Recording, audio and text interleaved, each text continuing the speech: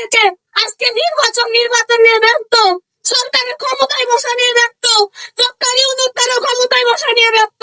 কিন্তু আপনারা আমাদের পক্ষ হয়ে, আমাদের শহীদ ফ্যামিলির পক্ষ হয়ে কেন রাস্তায় নামলেন না? আজকে শহীদ ফ্যামিলিকে কেন রাস্তায় নামতে হচ্ছে?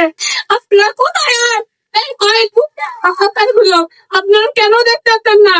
আমাদের সন্তান, একটা মাত্র সন্তান ছিল, বলছে প্রদীপ। আমরা তো সন্তান লালন পালন করেছিলাম। আমাদের সন্তান আমাদের বাবুরা দুমুঠো মাটি দিবে, আমাদের লাশটা কাঁদে দিবে, কিন্তু সেই সৈরাত সরকারে এতটুকু করতে দেয় নাই। আর আপনারা তার বিচার করতেছেন না। আপনারা তো সৈরাতের দোষর হয়ে গেছেন, তাহলে আপনারা কেন ঘরে বসে আছেন? আপনারা ফিরিয়ে দেন আমার সন্তানকে। আমার সন্তান মৃত্যু কেন? আমার সন্তান আমার লাশটা কাঁদে নিবে, আমার পবন দুমুঠো মাটি দিবে, আমাদের অসহায় আমাদের পাশে দাঁড়াবে। কিন্তু আপনারা আমাদের সন্তান হয়ে কি করেছেন?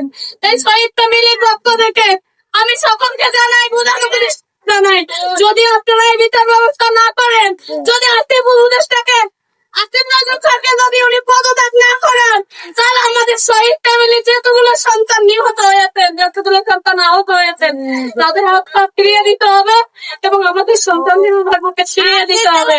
না হলে আমরা থাকবো না, থাকবো না, থাকবো না।